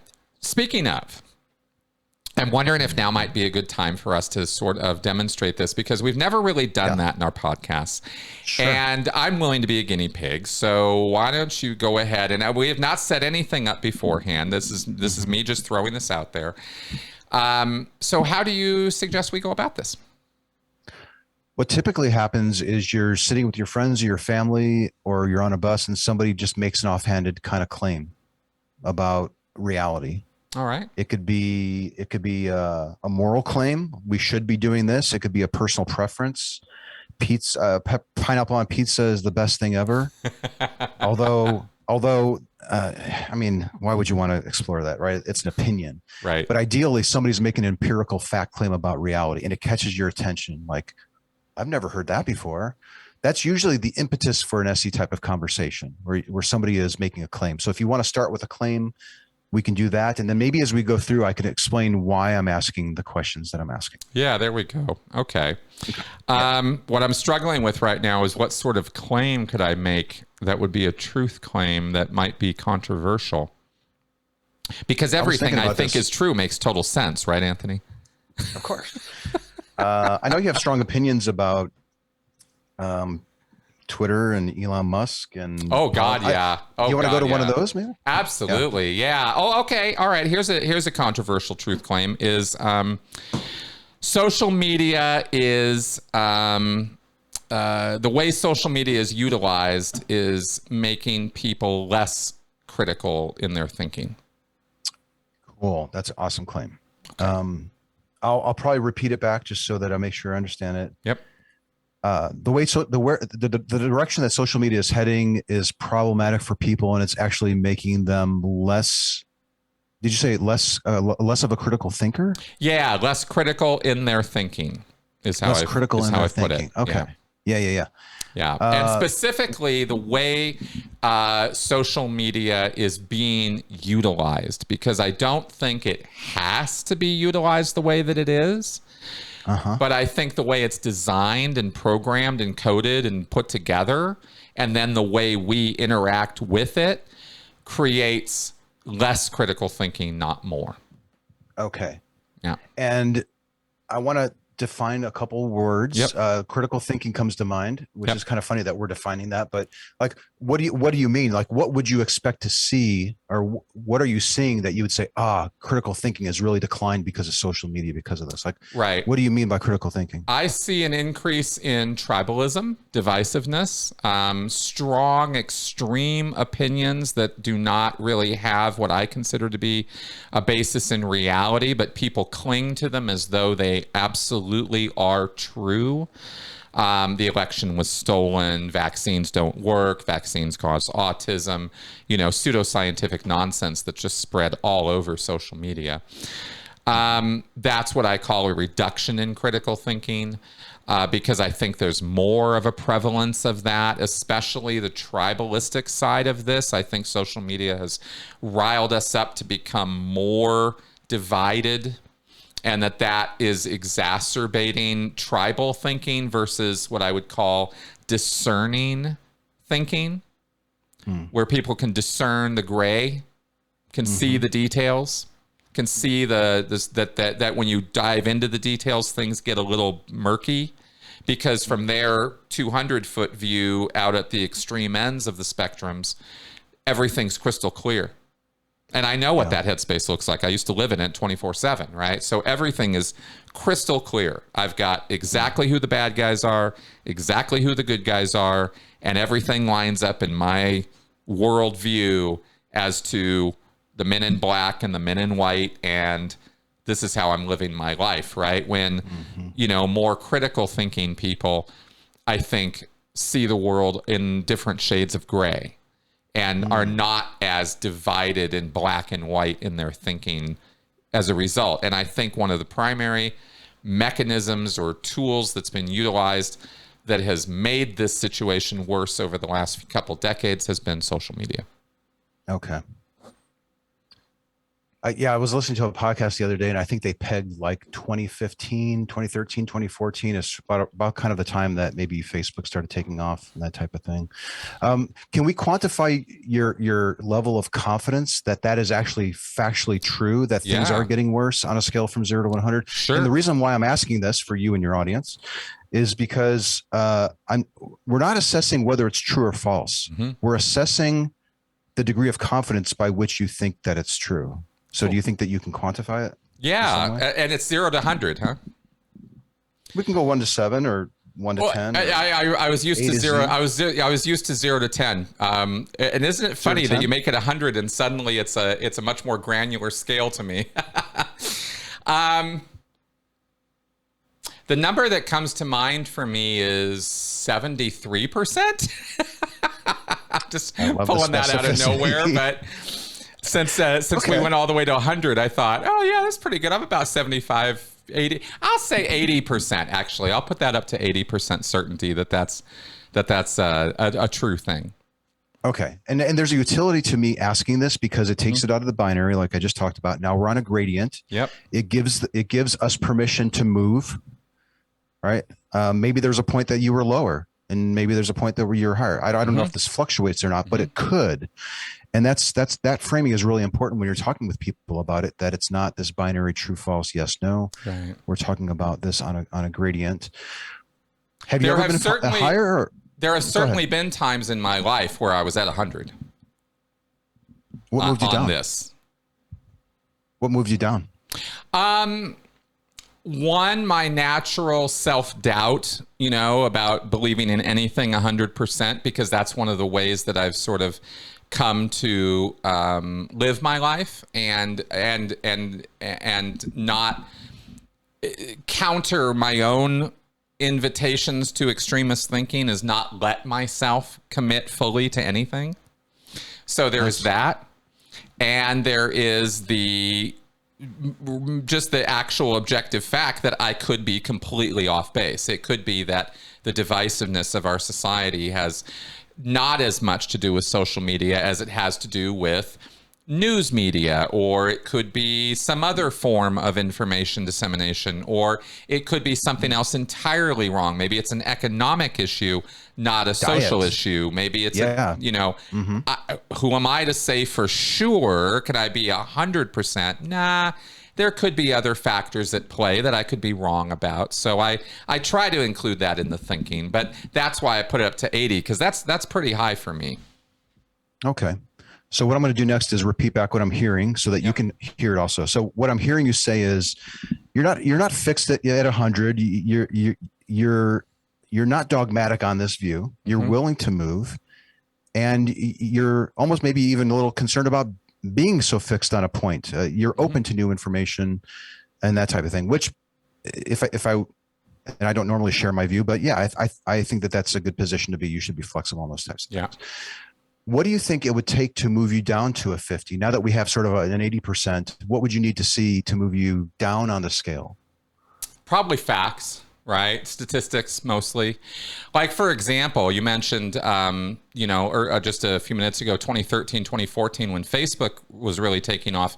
Actually, it was earlier, because by 2013 and 14, the rate of suicide in teen females was spiking. It was like 2x'd over where it had been prior to Facebook, Twitter, social media coming on the scene back in, I think it was 2005, 2006 time period. So it was already well along by then, according to StatsCam. I think that was Tristan Harris posted that in the Social Dilemma documentary, is where I remember seeing that.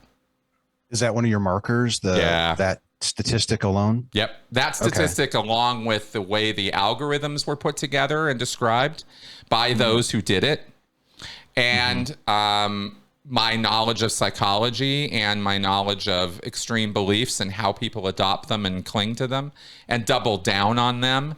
And the other clincher for me is the echo chamber anatomy of social media, the way that social media is built on echo chambers, and the algorithms build echo chambers. So that's the thinking that led me in that direction.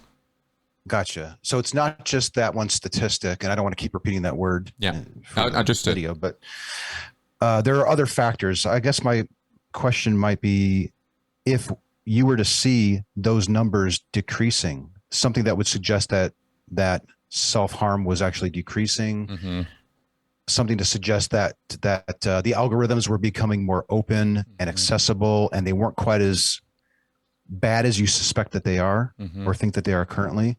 Do you think that would impact your confidence? Yeah.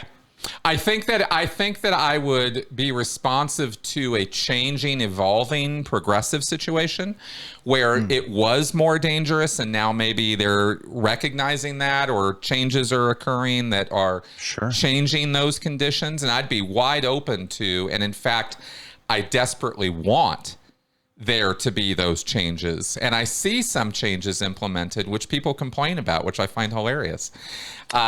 Because Twitter, for example, takes action, and Facebook as well, to decrease the algorithmic impact on your feed and serve you more things that you weren't seeing before, and people's heads explode.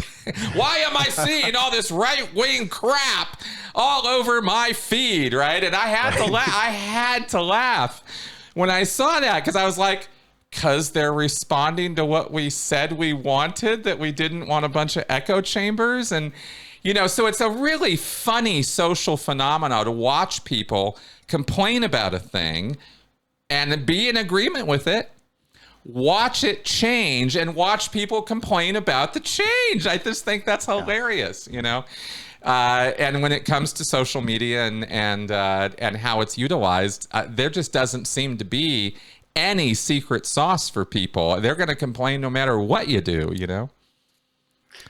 Okay, so I'm going to take a step back and just address you in the audience again about what I'm doing. Yeah.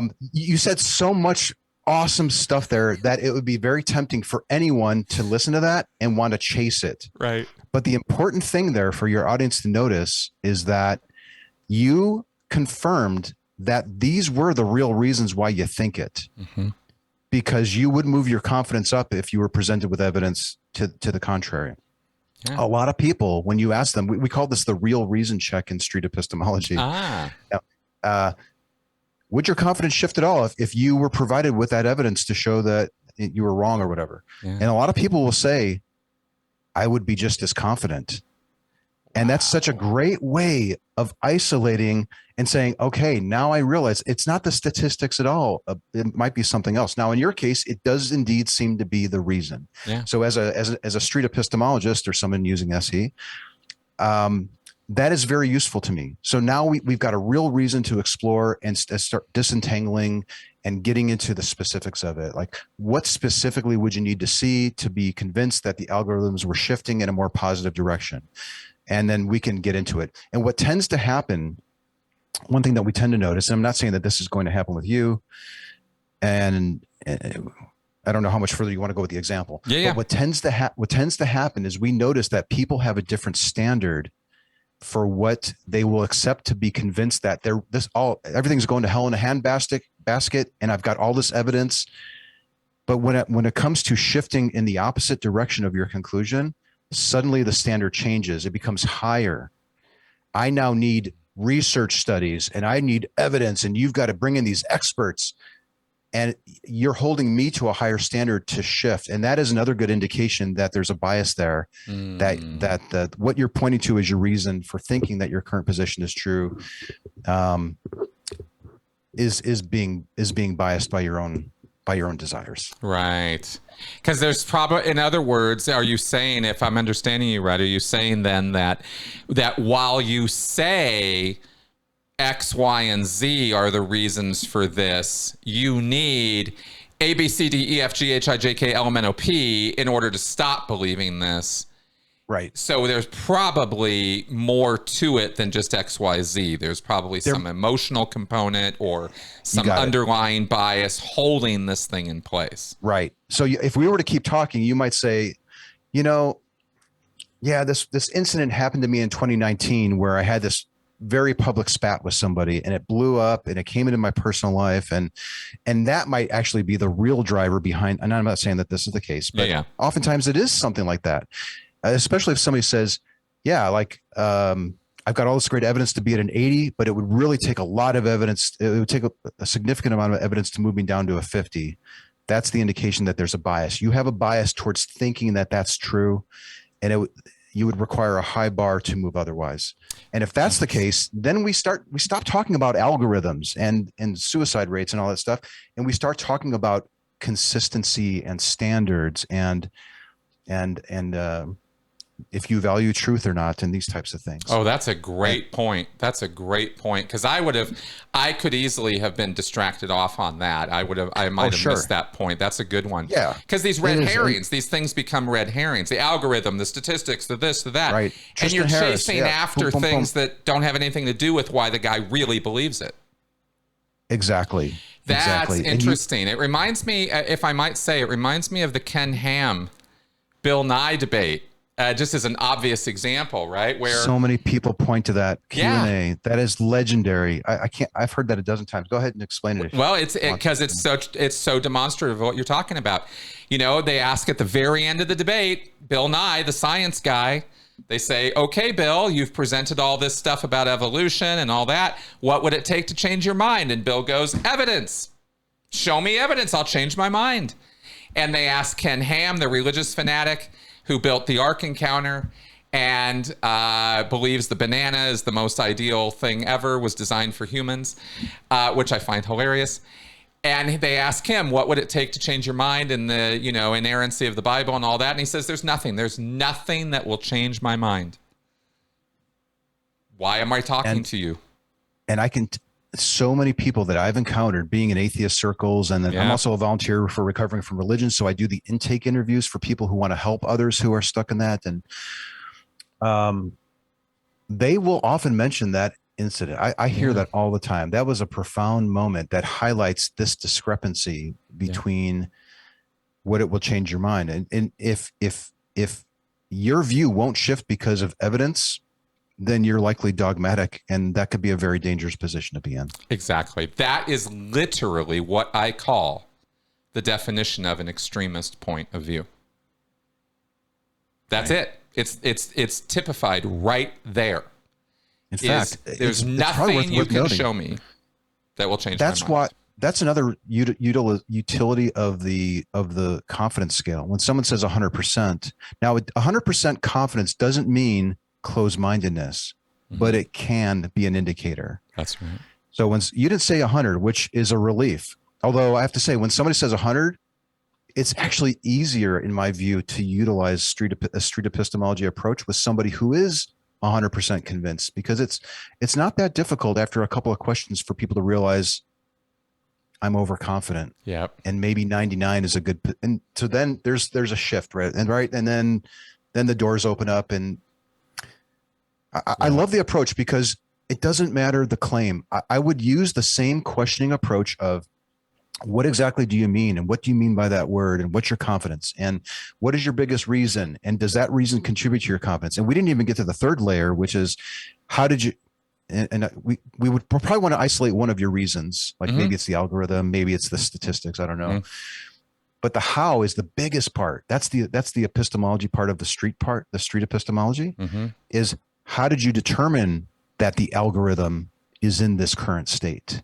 Right. What are your markers? What are you using to make this determination? Right. And that's usually, people don't really think about the how. They're focused on the what and a little bit on the why, but very little on the how. Right. And that's what we unpack with SE. And that's what leads to the honest, genuine, critical reflection that we're looking for. Yep. And that's where I would, because I could cite my sources, and I don't have a problem doing that. And it was interesting because for me, this became a self-practice in a way, which I like to share for a moment. I learned about this years and years ago. Met Peter, met you.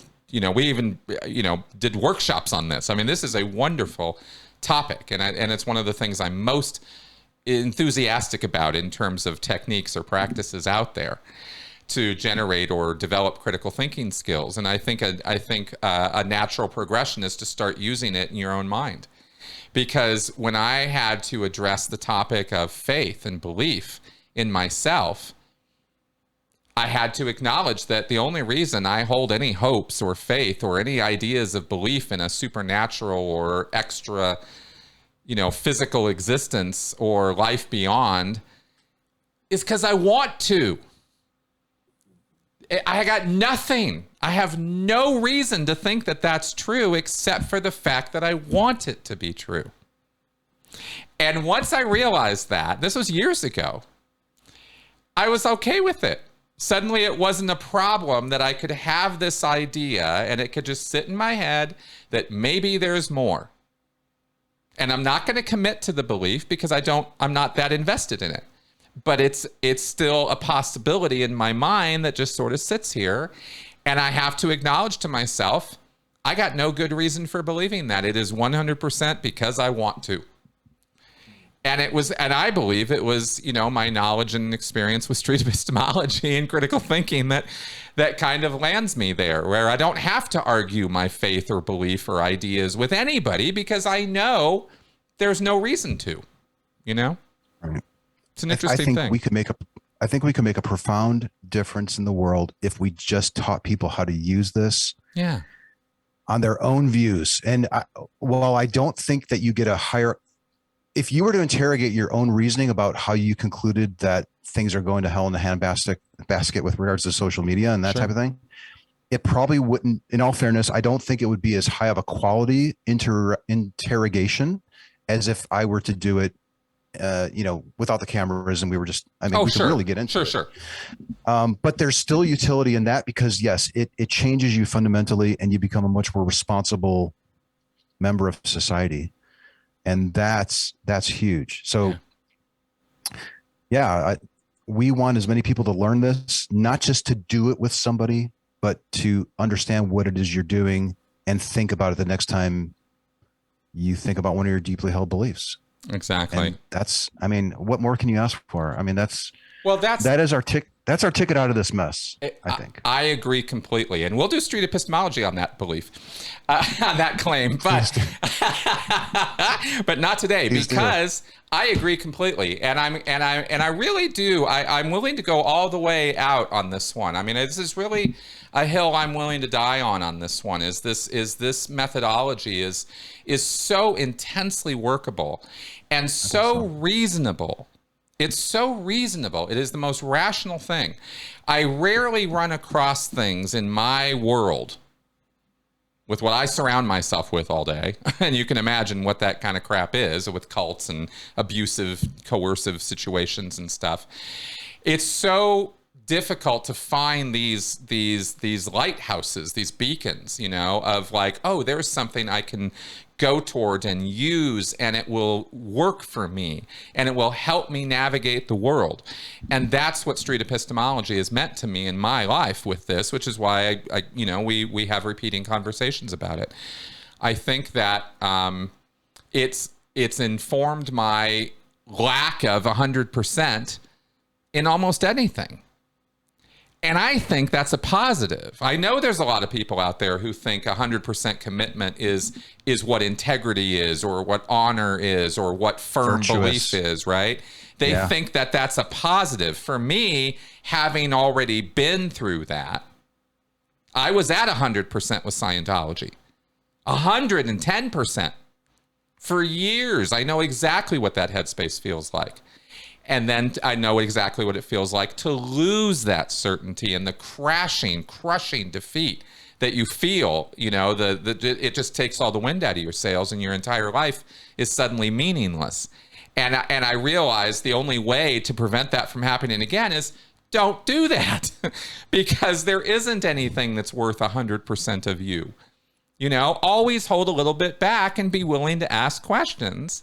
And that's the way you navigate life. And then for me, that's been a really sound principle, You nailed it. And the thing is, we don't see a lot of that happening. There are not a lot of role models out there who are modeling that type of thinking. Yeah. And it's so discouraging that the richest, most people that have the loudest megaphones are doing everything but that. Exactly. And it's so maddening because they have a real opportunity. So I'm just hopeful if we keep at it, if we keep getting the word out about the approach and showing good examples of it and showing how we're still working on it, and we're not entirely, I'm not 100% confident that this is the main solution, because that's why we're testing it. Right. I'm not even 100% on the efficacy of SE, but oh my gosh, I'm hopeful that somebody with a large pocketbook and a megaphone can really get behind this and give this the exposure that it needs, because I think that it's the only thing that's going to help us out of this nosedive that we're in. And we don't have a lot of time. I agree completely. In fact, I think we're way past time, and we are racing at this point. The conditions of the world are what they are. And I don't want to be doom and gloom, and I'm not going to be, because I'm just not going to live my life that way. But I also want to be cognizant of the fact that there are things going on right now that are very far from ideal. And we as human beings and the interactions that we have everything to do with our quality of life and with our ability to solve these problems. And I think this is a methodology that is head and shoulders above almost anything else I can think of out there to help bring that rationality that we need. So, so Anthony, I cannot support you enough in this. How do others listening now that they've heard a little bit of this, seen this, heard us talk about this for a while, where do they find out more about this? How do they connect up with you and this subject? Just search for Street Epistemology on any platform, whether it's Reddit, Twitter, Facebook, you name it. I put a Discord invitation link in the chat, in the Zoom chat here for you. So that you can drop that if you feel like you want to drop that in the video description. That would be awesome. Great. I have an Ask Me Anything coming up. If you want to talk to me directly about anything that I said, the Street Epistemology Discord server, of which that link, yeah. Oh, that's right. The link that I gave you is for the Discord server. On Saturday, August 5th at 1 p.m. Central, I'll be doing an Ask Me Anything. I also started doing weekly small session gatherings, like a small, like 6 people. We meet on a Wednesday evening, and you can ask me anything about street epistemology. And I end up learning more about the community and some of the challenges that are out there. And it's awesome. But the easiest thing is go to streetepistemology.com, and you'll find links to communities and resources. And you can even support the nonprofit of which I'm the executive director of, Street Epistemology International. We're doing some amazing things like the research project that I talked about. We're in the process of revamping the website, and we're doing the main course. And we've got all sorts of other little things happening around the world to normalize this and to make it more commonplace, because that's what I think we need to do. Fantastic. Absolutely great. Well, I cannot recommend folks that you connect up with this. Look it up, find out about it, read a book about it, read an article about it, practice it, try it, give it a shot, see what happens. It's kind of one of those things that can kind of only help, really. You could piss somebody off if you really mess it up, but you can see that coming and pull back. I tell people your worst SE conversation will never be as bad as your worst argument with somebody. Yes. Or you're probably even your best argument with somebody. You're probably going to still have a better talk with your SE if you use an SE approach. And you don't have to do the full, I'm going to spend 20 minutes exhausting how you've reasoned about this. One question, like, why do you think that? Is just a great question. Or what do you think would change your mind on it? Or have you ever considered the possibility that you're mistaken on this? Like, just asking a question that helps people take a step back and think about things is a good start. That's right. There are lots of them. There's all kinds of situations out there. And an indirect approach sometimes is just absolutely amazing to get people's wheels turning, because that's what this is all about. It's not about a frontal assault. It's about getting their engine going, Yes. You remind me, there's on the SE website, a couple of people have thrown together, we call it the Street Epistemology Survey, and it's about 24 questions, and it's broad questions about how you reason about things. Like, do you think truth is objective? What do you think, what constitutes good evidence? And there's just these wonderful broad questions, and they're categorized, and they can lead to, it's a really good tool if you want to help a loved one or a friend think more critically about how they think about things, without actually talking about any sensitive topic. So that would be a nice thing to dip your toe into the water on as well. Excellent. Well, again, folks, check it out. Okay, you can only learn and you can only grow from this. So I really, really recommend diving in deep. And I have never ever been disappointed in our conversations, Anthony, or my experience with this topic. It's just been amazing. Thank you. Thanks for having me on. Truly. Absolutely. Thanks for coming, and we'll talk again soon. Folks out there, if you're liking the show, if you're liking the content, if you think this is a show and a channel worth supporting, and I hope you do, and if not, then you have to explain to me why. in the comments. But if you do think this is a good thing, then go ahead and throw some love and support my way. There's Venmo, PayPal, Patreon, YouTube channel memberships. There's so many ways to support the channel. And got to put this in there because I don't talk about this enough. If you want some one-on-one, I do consultation. Okay, I'm not a counselor, not a therapist, but I do consult with people. If you need help with somebody who's in a coercive situation, if you're in a coercive situation, a cult, a gang, a domestic situation, you want some help, reach out. I can help. Okay, you can contact me at the email address listed in the description section below or through my website. That all being said, I'll see you guys next week. Bye-bye.